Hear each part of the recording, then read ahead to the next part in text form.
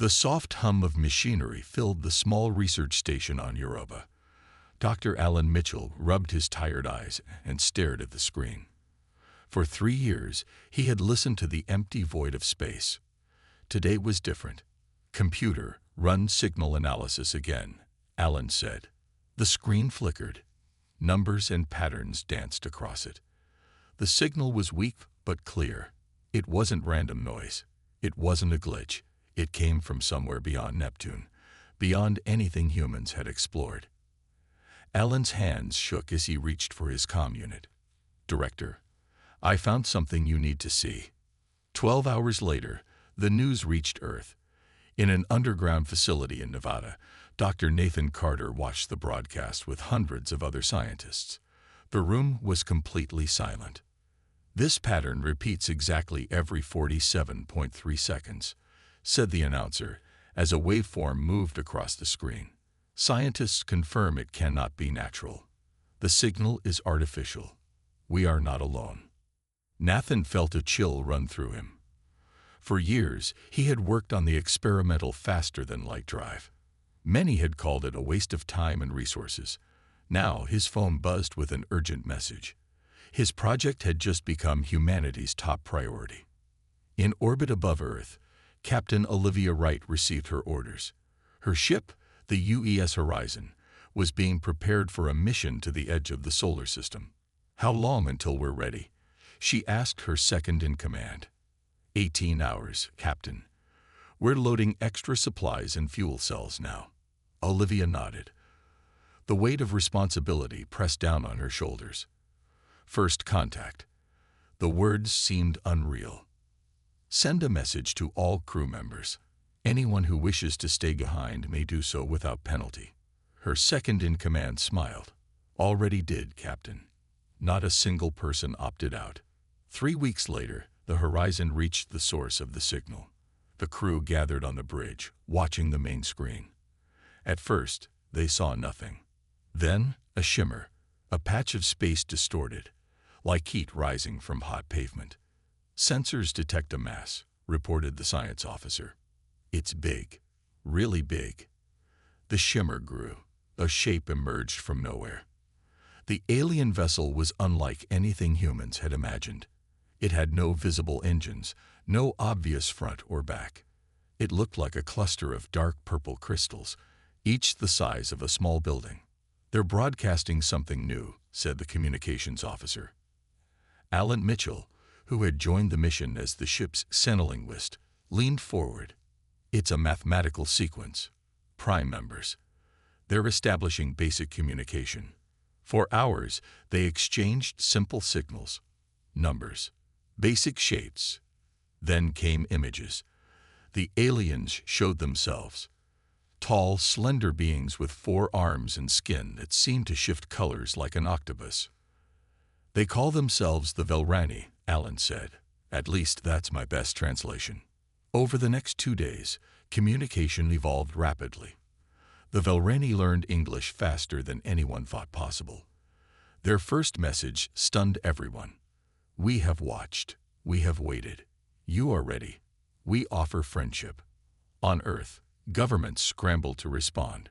Some people celebrated in the streets. Others stockpiled supplies, fearing the worst. Nathan Carter found himself pulled from his lab into high-level meetings. "We need to understand their technology," officials told him. "If they can appear out of nowhere at the edge of our solar system, what else can they do?" The Velrani sent more messages. They spoke of a community of space-faring races. They offered knowledge. They requested a meeting. 1 week later, a smaller Velrani vessel approached Earth. Captain Wright's ship escorted it. The message from the aliens was simple. "We come in peace. We bring gifts. Your world will never be the same." As the ships moved toward Earth, no one realized how true those words would prove to be. 6 months had passed since the Velrani arrived. The International Lunar Base buzzed with activity. Humans and aliens moved through the halls. This meeting would make history. The Velrani ambassador Zilek stood nearly 7 feet tall. His skin shifted from deep purple to blue as he spoke. 4 slender arms gestured gracefully. The room fell silent as he began. "We bring knowledge of 1,000 worlds," Xylix said. His voice had an odd musical quality. "The Galactic Concordat welcomes Earth as a friend." From the back of the room, Lieutenant Kate Simmons watched carefully. Something felt wrong. The Velrani answered every question perfectly. Too perfectly. As a military intelligence officer, Kate had learned to spot lies. The aliens never contradicted themselves. No one was that consistent. She made notes on her tablet. The Velrani claimed their civilization was 50,000 years old. Yet last week, one mentioned seeing the birth of their first space colony in his youth. Either they lived for thousands of years, or someone was lying. Dr. Nathan Carter sat near the front. The Velrani had shown him designs for engines that could reach nearby stars in weeks instead of centuries. It was like giving fire to cavemen. "The power requirements seem impossible," he whispered to his colleague. Xylix's head turned sharply. His hearing was excellent. "We will provide special crystals that generate the needed energy," he said, "a gift to our new friends." After the meeting, Nathan studied the technical files. The designs were brilliant but incomplete. Key details were missing. The Velrani technology would work, but humans couldn't build it themselves. They would need the aliens' help at every step. Captain Olivia Wright, now Admiral Wright, approached Nathan as he left.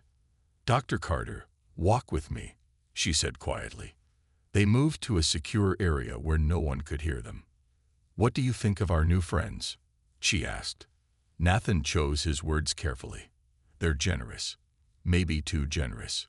Olivia nodded. "They've offered us technology that would take us centuries to develop."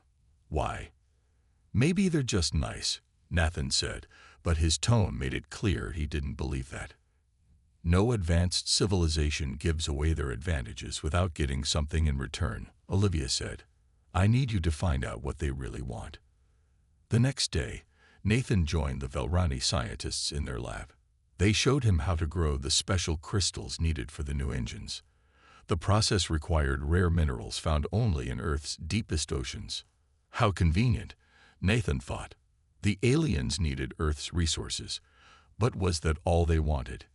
As weeks passed, more Velrani ships arrived.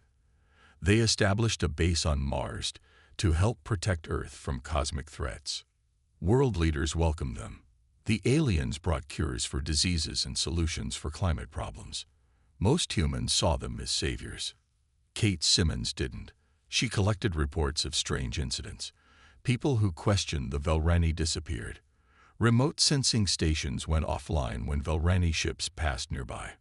One evening, she shared her concerns with Admiral Wright. They met in a park, away from any devices that might record them. "They're hiding something," Kate said. "I've analyzed their language patterns. They use the same phrases repeatedly, like they've memorized responses." "Dr. Carter has concerns too," Olivia replied. "The technology they're sharing would make us completely dependent on them. We couldn't operate any of it without their special materials." As they spoke, news came over the public screens. Earth had been invited to join the Galactic Concordat. "A great honor," the announcer said. "The first step to humanity's bright future among the stars." Kate and Olivia exchanged worried glances. The decision to accept was already made. Things were moving too fast. Much too fast. 1 year into the alliance with the Velrani, Earth had changed. Cities gleamed with new technology. Diseases that once killed millions were gone. Cars and planes ran on clean energy from the strange crystals the aliens provided. Dr. Alan Mitchell sat alone in his lab on Europa. His job had changed. Instead of searching for alien signals, he now studied the ones the Velrani sent across the solar system. Most were in their language, which humans were still learning. But some used simple code that Alan had cracked months ago. Tonight, a new message caught his attention. The pattern was different. It wasn't sent to the Velrani base on Mars or Earth. It went somewhere beyond Pluto. Alan ran it through his translation program. The results made no sense at first. Then he realized with a cold shock, they were talking about Earth to someone else. Someone the Velrani had never mentioned. Ready for Phase 2, the message said. Humans are compliant. Resources exceed expectations. Resistance minimal. Alan's hands shook as he saved the data to a secure drive. He needed to tell someone, but who could he trust? The Velrani had friends in every government now. Meanwhile, on Earth, Dr. Nathan Carter worked late in his Denver lab. A loud crash made him jump. Security glass shattered as something heavy fell through the ceiling. Part of the roof had collapsed. Dr. Carter, are you in there? Building security called through the broken door. Nathan stared at the fallen beam. It had missed him by inches, if he'd been standing where he was just moments ago. The next day, a man named John Reeves showed up at Nathan's apartment. He was tall and moved like a soldier, though he wore civilian clothes. Admiral Wright sent me, he said quietly. That accident wasn't an accident. What do you mean? Nathan asked. Someone cut through the support beams above your lab, John explained. I'm here to make sure nothing happens to you. Nathan let him in. Why would anyone want to hurt me? Maybe because you're asking too many questions about the Velrani technology, John said. Or maybe because you're getting close to figuring out what those crystals really do. Nathan's eyes widened. He had been testing the crystals. They didn't just produce energy. They also sent out weak signals that his instruments could barely detect. Across the city, Lieutenant Kate Simmons met with a junior diplomat who had worked with the Velrani. The young woman looked nervous. They're not what they seem, she whispered. I've seen things. The ambassador Xylek. I saw him change. Change how? Kate asked. His face. It was like a mask that slipped. Just for a second. What I saw underneath. She shuddered. It wasn't the same species we've been talking to. 2 days later, the diplomat was transferred to the Mars base. Kate never heard from her again. Near Neptune, a research vessel called the UES Discovery went silent. Its last message mentioned observing unusual activity at the new Velrani outpost. Admiral Wright dispatched a ship to investigate, but the Velrani representatives on Earth insisted it was unnecessary. A simple communications malfunction, they said. We will handle it. That night, Admiral Wright called an emergency meeting. Dr. Mitchell had just arrived from Europa with his evidence. Dr. Carter brought his findings about the crystals. Lieutenant Simmons shared what she had learned about disappearances. They're planning something, Wright said. And whatever it is, it's happening soon. As they spoke, John Reeves placed signal jammers around the room. He'd seen enough war to recognize the signs. We're not preparing for first contact anymore, he said grimly. We're preparing for invasion. The UES Horizon, now under Commander Lisa Bell, approached Neptune's orbit. The ship moved slowly, sensors scanning for any sign of the missing research vessel. Something ahead, said the pilot. Drifting. No power signature. On the main screen, they saw the UES Discovery. The once proud research ship was dark and broken. Large sections of its hull were torn away. It spun slowly in the empty space. Life signs? Commander Bell asked. None detected, the science officer replied. Then he paused. Wait. There's something. Very faint. One life sign. They brought their ship alongside the wreck. A team in spacesuits entered through a damaged airlock. The inside was worse than the outside. Walls were melted. The air was gone. Bodies floated in the corridors. What could do this? One team member whispered over the comm. In the ship's medical bay, they found a sealed emergency pod. Inside was a being unlike any they had seen before. Not human. Not Velrani. The strange alien was humanoid but smaller than an average human. Its skin was pale blue. It had large, dark eyes and 6 fingers on each hand. It was badly injured. They brought it back to the horizon and placed it in the medical bay. Dr. Susan Lee, the ship's physician, worked to save its life. Its biology is similar to ours in some ways, she told Commander Bell. I think the treatments are working. 3 days later, the alien woke up. It looked around in panic until Dr. Lee spoke softly to it. "You're safe," she said. "We found you. We want to help." The alien studied her face. Then it spoke in broken English. "My name, Crane. My people, Arksani." Over the next few hours, as Crane grew stronger, he told them his story. The Arksani were once a peaceful race with a dozen colony worlds. 50 years ago, they met the Velrani. They came as friends, Crane said bitterly, offered technology, medicine, weapons to protect from threats. We accepted. Crane's hands shook as he continued. Velrani weapons had hidden controls. One day, all stopped working. Velrani ships came, took our worlds. Those who fought died. Others became slaves. Commander Bell sent a secure message to Admiral Wright. The Admiral arranged a private video call with Crane. "The Concordat," Crane said when Wright asked about it. "Not alliance. Prison. 27 species. All tricked like us. All serving Velrani now." Dr. Carter joined the call. He showed Crane the crystal technology. "Yes," Crane said. "These connect to central network. They watch everything. When ready, they send signal. All technology with crystals will stop. Or worse." "Worse?" Carter asked. "Some devices explode. Some release gas. Depends on what Velrani want." Admiral Wright's face was grim. "Why are you telling us this? Why help us?" "I am last free Arksani," Crane replied. "I watched my world die. Velrani must be stopped." John Reeves, who had been silently listening, spoke up. "How? They have better ships, better weapons. If what you're saying is true, half our technology could turn against us at any moment." Crane's large eyes fixed on Reeves. "You have one thing we didn't." "What's that?" Wright asked. "Warning," Crane said simply. "You know their plan now. My people wasted our chance to prepare. You still have yours." As the call ended, Commander Bell received an urgent message. 3 Velrani ships were approaching Neptune at high speed. They were looking for something. Or someone. "They're coming for him," Bell realized. She turned to her crew. "Prepare for emergency jump back to Earth. And make sure our guests don't know we found a survivor." Admiral Wright stood before the United Earth Council. The room was divided. Half the leaders refused to believe the Velrani threat. The other half were too scared to act.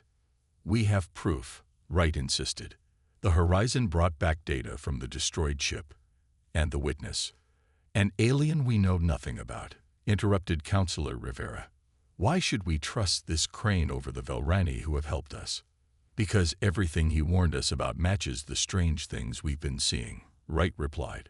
"The missing people, the hidden signals from the crystals, the controlled access to technology." The debate went on for hours. In the end, the council decided to wait, to watch, to gather more evidence. Wright walked out angry. Waiting would cost lives. That night, she called together a small group. Dr. Mitchell, Dr. Carter, Lieutenant Simmons, Commander Bell, John Reeves, and a few trusted others. They met in an old building with no modern technology. No crystals. Nothing the Velrani could use to listen. "The council won't act," Wright told them. "So we will." "What exactly are we doing?" asked Commander Bell. "Creating a resistance," Wright replied. "We'll call ourselves Torch, a light in the darkness." They divided into teams. Mitchell and his communications experts would intercept and decode Velrani messages. Carter would work on modifying the alien technology to work without Velrani control. Simmons and Reeves would gather intelligence and protect the others. Days passed. Torch worked in secret while the Velrani continued their plan. In his hidden lab, Carter made a breakthrough. He cracked open one of the power crystals and studied its structure. "It's not just an energy source," he told the others. "It's a computer. And a transmitter. Every device powered by these crystals is connected to a Velrani network." "Can you make them work without that connection?" Wright asked. Carter nodded. I think so. But I need more time. Time was running out. The Velrani ambassador Zillik requested a special meeting with Earth's defense leaders. The aliens wanted to upgrade Earth's military systems with their technology. They're getting ready to take control, Simmons warned. Once they're in our defense systems, we're finished. Mitchell burst into Wright's office, his face pale. We just decoded a new transmission. A Velrani fleet is coming. Dozens of ships. They'll be here in 2 weeks. Why so many? Wright wondered. They already have bases here. The answer came the next day when Reeves brought disturbing news. He had followed a government official who was acting strangely. The man entered a Velrani ship and never came out. Instead, someone who looked exactly like him walked out later. They're replacing people, Reeves said. Important people. I think some of our leaders aren't human anymore. Carter worked day and night. He created a device that could detect the Velrani signal and block it. But they only had one prototype. We need to warn everyone, Bell insisted, before it's too late. The Velrani control too many communication channels, Mitchell replied. They'd shut us down before we could spread the word. Carter looked up from his work. Unless we use their own network against them. He explained his plan. The Velrani crystal network reached every corner of Earth. If they could hijack it, just for a few minutes, they could send a message that no one could stop. The next day, as world leaders prepared to hand control of Earth's defenses to the Velrani, Torch launched their desperate plan. Screens across the planet suddenly changed. The familiar face of Admiral Wright appeared. People of Earth, she began, we are under attack. The Velrani are not our friends. This is what they really are. The broadcast showed the truth, the hidden fleet, the replaced leaders, the destroyed Arxani worlds. The Velrani deception was exposed. Now the real war would begin. Chaos spread across Earth after Admiral Wright's broadcast. In some cities, people attacked anything connected to the Velrani. In others, they hid in fear. The Velrani dropped their friendly act at last. Zillik's face appeared on emergency channels worldwide. His skin no longer shifted in peaceful blues and purples. Now it stayed blood red. Humans, he said coldly, you have made a grave mistake. We offered you a place in our Concordat, a chance to serve a greater purpose. Now you will learn what happens to those who reject our generosity. The message ended. Minutes later, Velrani bases on Earth and Mars launched attacks. Crystal-powered devices exploded in government buildings. Defense systems shut down, and on the edge of the solar system, sensors detected the approaching Velrani armada. Over 50 warships, each larger than anything humans had built. In Torch's hidden command center, Admiral Wright gathered her team. We have 5 days before their fleet arrives, she said. Carter, what's our status? Dr. Carter looked exhausted. He hadn't slept in days.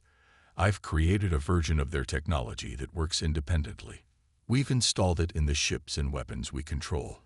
But it's not enough. We're outnumbered 20 to 1. What about the device? Commander Bell asked. Carter nodded. It's ready, but untested. The device was Carter's greatest creation, based on Velrani technology, but modified with human innovation. It could, in theory, disrupt the aliens' control systems, but someone would need to get it close to the Velrani command ship. John Reeves studied the tactical display. Even with our modified ships, we can't get near their command vessel. Their defenses are too strong. Lieutenant Simmons entered with Crane. The Arxani had recovered from his injuries and now helped Torch understand Velrani tactics. There is something you should know, Crane said. The Velrani have a weakness. They use a hive mind system to coordinate their fleet. All ships connect to the command vessel. We already know that, Reeves said impatiently. What you don't know is that the connection has a specific frequency, Crane continued. My people discovered it too late. But if you could broadcast a disruption on that exact frequency. Dr. Mitchell looked up from his computer. We could jam their communications, maybe even their control systems. Carter's eyes widened. The device could do that, if we amplify its signal and tune it to the right frequency. Hope flickered for the first time in days. But a major problem remained. We still need to get close enough to their command ship. Admiral Wright reminded them. Silence fell over the room. Everyone knew what that meant. A suicide mission. Reeves stepped forward. I'll do it. John. Simmons began. I was a pilot before I was a Marine, he said firmly. And I'm the best choice. No family. No attachments. Admiral Wright didn't argue. They had no time for arguments. As Earth's remaining defenses prepared for battle, Carter modified his device with Crane's knowledge. They installed it on a small stealth ship, one designed to evade detection as long as possible. The day before the Velrani fleet arrived, Earth received a final ultimatum from Zillick. Surrender now and 20% of your population will be allowed to live as servants. Resist, and we will turn your world to ash. Earth's answer came from Admiral Wright. Humanity gives you one chance to leave our system peacefully. After that, we will show no mercy. The Velrani response was laughter. They had conquered dozens of worlds. What could one primitive planet do against their might? As the Velrani fleet entered Earth's orbit, Reeves prepared for launch. The small ship had been painted black. No lights, no identification, just the device and enough fuel for a one-way trip. Ready? Carter asked as he finished the final checks. Reeves nodded. Time to light the torch. John Reeves's small ship slipped away from Earth as the battle began. Behind him, the sky filled with fire. Human ships, modified with Carter's technology, engaged the massive Velrani fleet. They fought bravely, but the aliens' superior numbers and weapons were overwhelming. Earth's defense stations fell one by one. Cities burned under Velrani bombardment. It seemed nothing could stop them. Reeves kept his ship dark, using minimal power to avoid detection. He weaved through the chaotic battlefield toward the Velrani command ship. The massive vessel hung at the back of the fleet, protected by layers of fighter ships. Status update. Admiral Wright's voice crackled over his secure comm. Approaching target, Reeves whispered, though no one could hear him in space. Their defenses are focused on the main battle. I might actually make it. In the Torch Command Center, Dr. Mitchell worked frantically with Crane on the Velrani communication system. If we create a false emergency signal, Mitchell suggested, it might draw some of their ships away from the command vessel. Crane's fingers moved rapidly over the controls. Yes, we can mimic a human breakthrough on the far side of their fleet. They sent the fake signal. On Reeves's screen, he saw a dozen Velrani ships peel away from the command vessel's protection. It's working, he reported. I'm going in. Commander Bell's voice came next. John, we've lost the orbital defenses. Earth is taking heavy damage. Whatever you're going to do. I know, he cut her off. Tell everyone to prepare for the signal disruption. They'll need to hit them hard when it happens. His ship approached the enormous command vessel. It looked like a giant purple crystal, sharp edges gleaming in the sunlight. Reeves had studied its design with Crane. He knew where to go, the central control hub. Alarms blared as the Velrani finally detected his approach. Enemy fighters turned to intercept him. I'm made, Reeves reported, going to full speed. His small ship shot forward, engines burning beyond safe limits. The first Velrani shots missed. The second glanced his wing. The third hit directly. His ship spun, systems failing. But he was close enough now. Using the last of his maneuvering power, Reeves aimed directly for a thin seam in the command ship's crystal structure. Carter, the device is damaged, he said as warning lights flashed around him. I'm going to have to trigger it manually. John, wait. Carter began. No time, Reeves replied. It's been an honor. His ship crashed through the outer hull of the command vessel. Metal tore and alarms screamed. Somehow, he survived the impact. Grabbing the device, Reeves pulled himself from the wreckage. Velrani security forces approached, weapons raised. At their center stood a larger figure, the Velrani High Commander. "Human," the commander hissed. "Your species always chooses the hard way." Reeves smiled through bloodied lips. "We prefer to choose our own way." He activated the device. A pulse of energy erupted, spreading through the ship and beyond. The frequency Crane had provided was perfect. The disruption hit the Velrani hive mind like a sledgehammer. Throughout the solar system, Velrani ships suddenly stopped responding. Their coordinated attack fell into chaos. Admiral Wright saw the moment on her screens. "Now," she ordered, "all forces attack."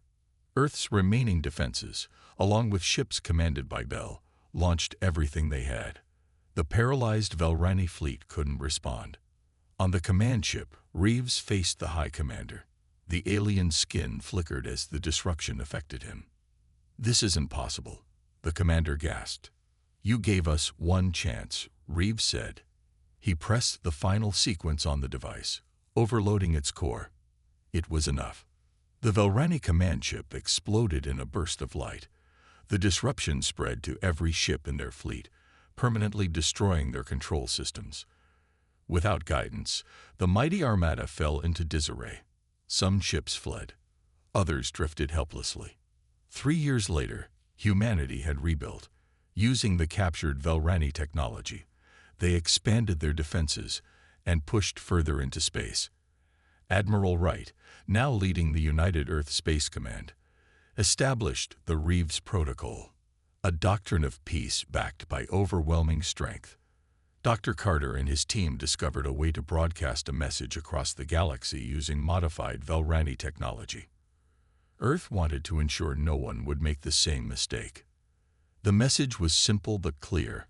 To all who would seek to conquer, humanity gave one chance. It was enough.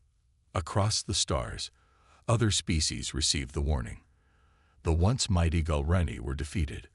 A new power had emerged, and the galaxy would never be the same.